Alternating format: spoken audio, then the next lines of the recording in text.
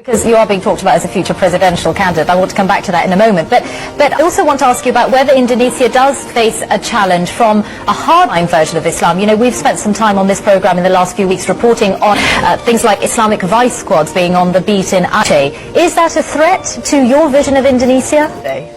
We'll see how it goes. Indonesia face today is how can we ensure that our democratic process be able to deliver what our independence has promised us.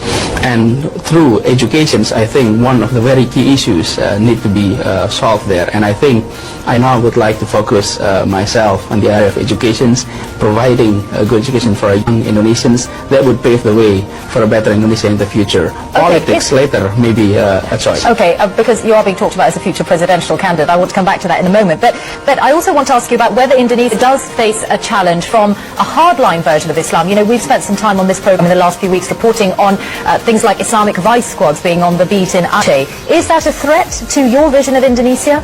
I don't think it's a threat. I think Indonesia have gone through a process of democracy in which the mainstream Muslims believing on the principle of democracy is the majority of people, and it is the strongest power.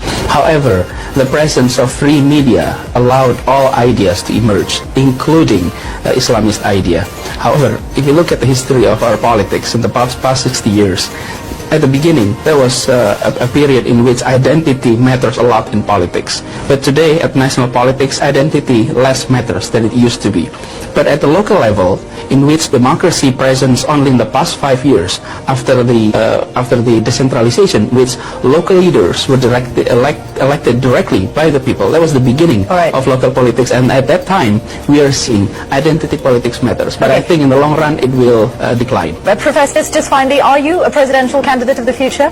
No, I'm not. I'm focusing on my university and hope to continue on the art of education. But maybe one day. We'll see how it goes.